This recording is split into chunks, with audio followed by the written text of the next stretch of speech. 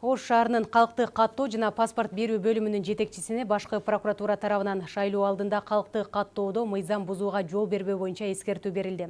Бул тууралуу башкы көзөмөл уюмунун билдирүүсүндө айтылат. Ошол эле убакта прокуратура органдары тарабынан жергиликтүү кеңештерде шайлоодо мыйзамдуулуктун сакталышы боюнча мониторинг жүргүзүлүүдө.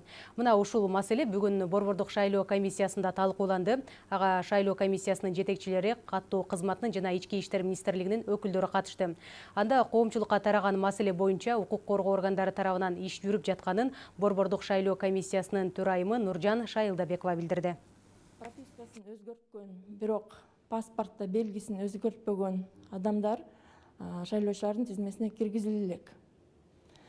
Андан сырткары ушул паспортко белги киргизүү үчүн жарандарыбыз жеке өзү келип өзгөртүш керек.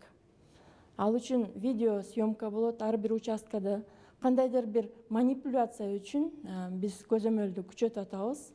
Ички иштер органдар толугу менен, мамлекеттик каттоо кызматы дагы толугу менен көзөмөлүн жүргүзөт. Ошол жарандарыбыз келип өзгөртөбү, паспорттагы белгисин же өзгөртпөйбү, биз азыр көрсөк болот, бирок бул процесс толугу менен көзөмөлдө турат.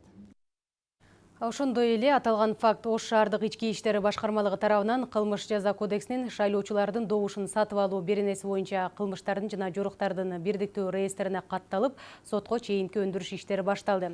Ошол эле убакта прокуратура органдары тарабынан жергиликтүү кеңештерге шайлоодо мыйзамдуулуктун сакталышы боюнча мониторинг жүргүзүлүүдө. Шайлоочулардын санын жасалма түрдө өстүрүү боюнча иш аракеттер болуп жаткандыгын алдын алуу максатында териштирүү, текшерүү иштери жүргүзүлүп башталды. Азыркы учурга алынган мамлекеттик каттоо кызматынан алынган маалыматтар боюнча бардык шайлоодо өтүлгөн 5 шаарда иш чаралар жүргүзүлүп башталды. Эгерде кандайдыр бир мыйзам бузуулар аныкталса, тийиштүү чаралар көрүлүп, сотко чейинки өндүрүштөр башталат деп ишендирип кетем.